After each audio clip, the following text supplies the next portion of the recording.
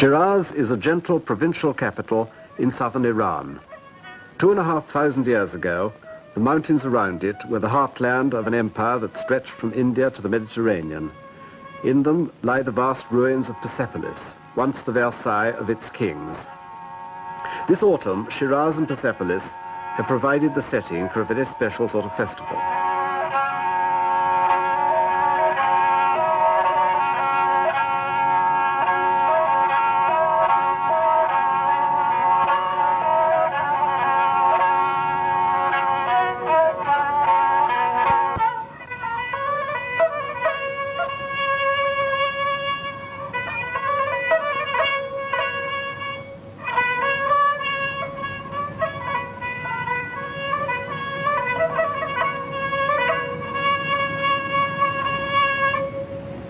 We developed the idea of a festival of art in Iran, and afterwards we decided that it should be in Shiraz because of the famous poets and writers that we had in this province and city, and especially because we knew that for centuries the people of Shiraz have been always known by being great artists and great art lovers. For centuries, ancient Persia was the main bridge between East and West. Present-day Iran still looks in both directions. Artists and visitors arrive from all parts of the world. It's a bird! No. It's a plane! No! It's Superman! Stomp, stomp, stomp.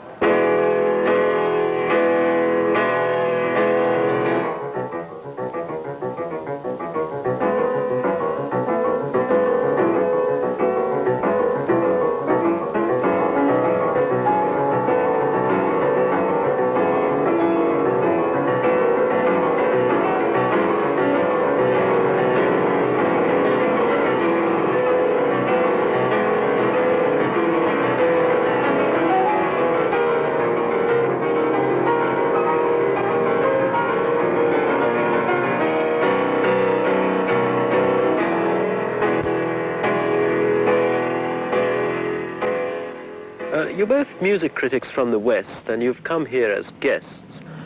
What kind of a meeting place is the festival for you? It seems to be a perfectly genuine meeting place. Obviously, what interests us more is what happens in the East. Because what happens in the West is what we have all the time, but I've certainly enlarged my experience of Eastern music a great deal and met a great number of Eastern musicians. I've never had the opportunity before to hear so many different kinds of Eastern music from so many different countries in close proximity, and it's like a little encyclopedia of knowledge, a little encyclopedia of experience, elementary experience for most of us.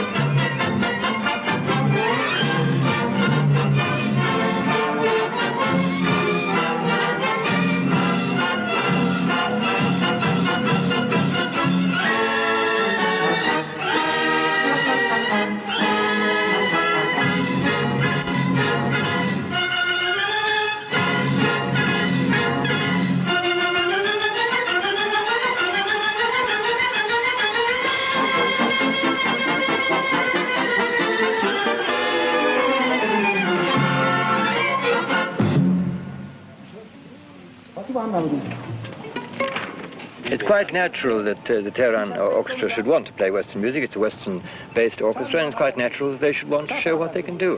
The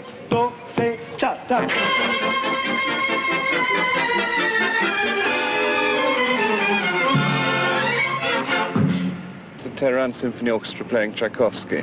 That was a genuine attempt at a kind of meeting which, I mean, wasn't terribly well played. The new university going up on the hills outside Shiraz was host to the festival.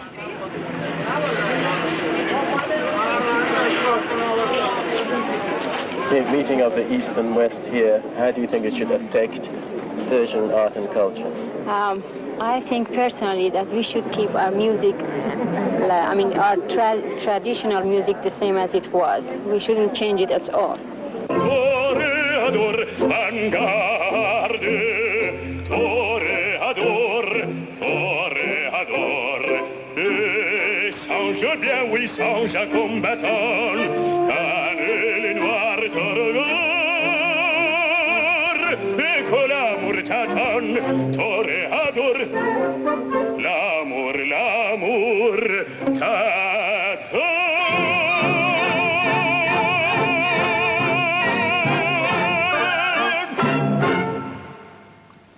Whether it's a Persian baritone singing Carmen by night or French ballet by day, the ruins of Persepolis make a unique background. La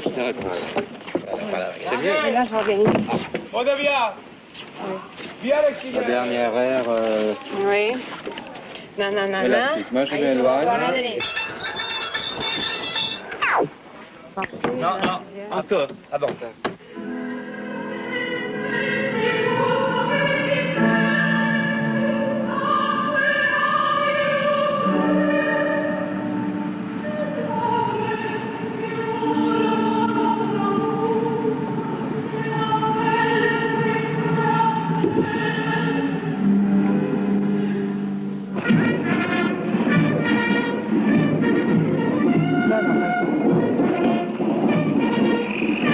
The Queen is patron of the festival, and the fact that she herself was partly educated in Paris reflects that curiously half-Oriental, half-Western quality that gives Iran its unique character and the festival its theme. Where does the budget come from? It's coming one part from the oil company, which is giving the majority of it, then the government and the Queen herself. And what is your own personal role in this festival? We are a committee of... No, yourself. Myself, I'm the president of the festival. But Iran is modernizing all the time. Do you think that Persian art should modernize also? It's not modernized, but change and become, from his time, yes. Westernize itself? No, westernize, no. My point of view is more sentimental than professional. I think that we should keep our traditional music. And of course, I think that the influence of the Western music will be inevitable. The whole country and all this group of mostly younger people who are interested in the arts and in the future of Iran are trying to work against this westernization. My first encounter with Persian traditional music was the most exciting thing I think that's happened so far. It's an excitement which has been repeated night after night, but there was this sudden first impact of this very fine art. A marvellous tar player. I've heard several others since. Yes, but none of can you them, remember none his of name? I would have looked it up if I had the time, but the guitar player on the first night. Oh, God, it's only over there. Most marvellous. Stretch across and find it. I will stretch across and find it.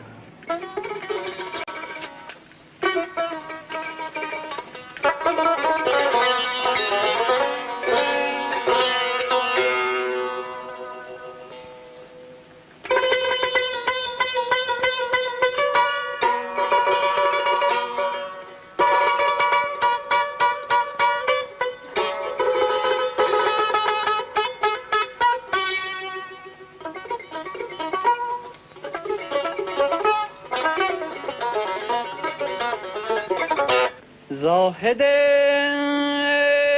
پشیمان را ذوق باده در جان است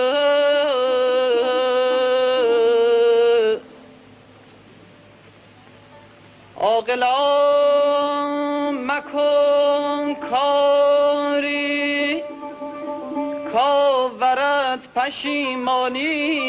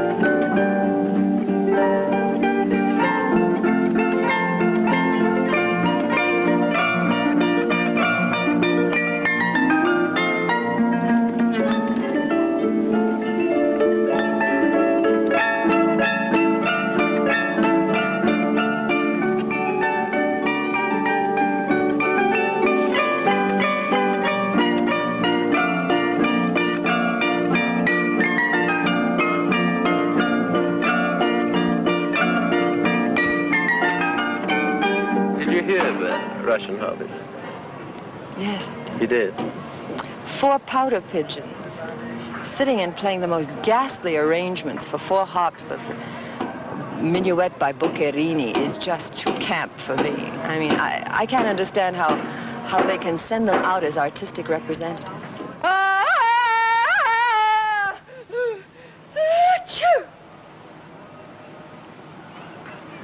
I'm Frida and I've got naturally curly hair. Do you like girls with naturally curly hair? Good grief! Stomp, stomp, stomp. Ugh! Thud. Stomp, stomp, stomp, stomp.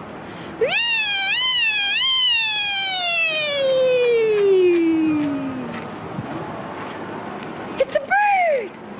No. It's a plane! No! It's Superman! Bang! The music doesn't meet. It's the people who meet and their minds. The music itself doesn't make any connection across.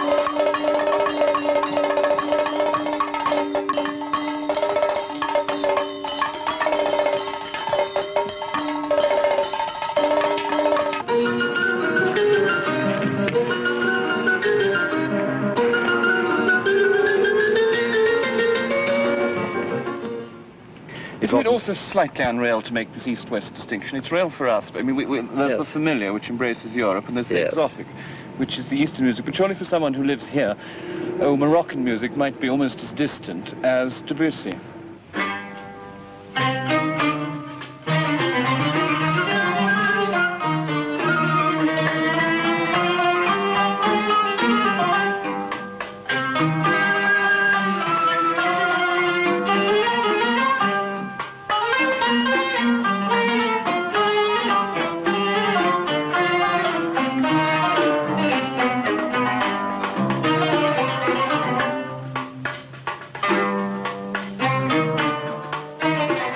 I've seen enough of the Shiraz life to understand it. It reminds me a bit of Sicily, as a matter of fact. Palermo.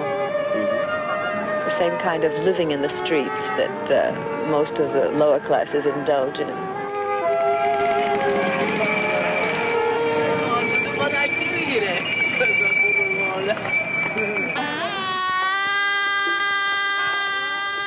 One of the high points of the festival was Bismillah Khan playing the shana, an Indian oboe.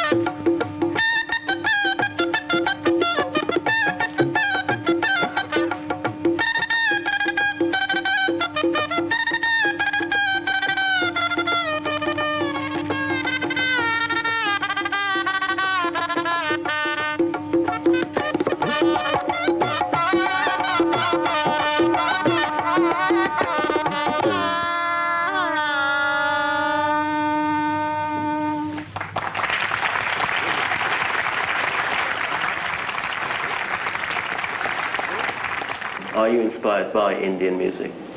Or Eastern music? Frankly, no. You see, because this is a music which is folkloric.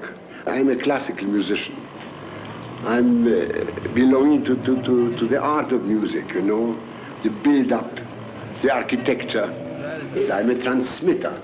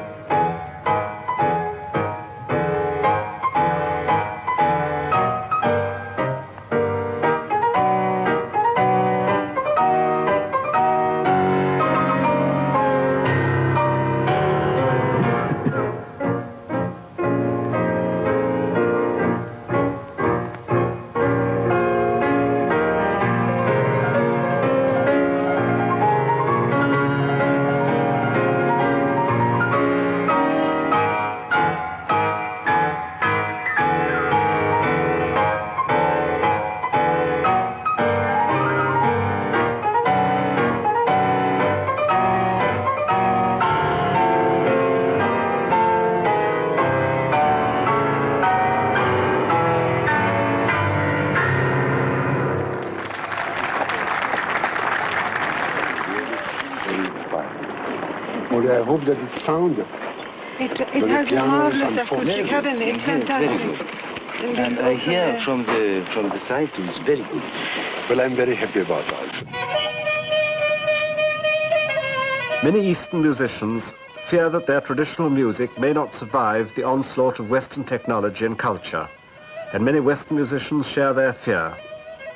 But for better or for worse, these two worlds cannot be kept apart, and at Shiraz they come face to face.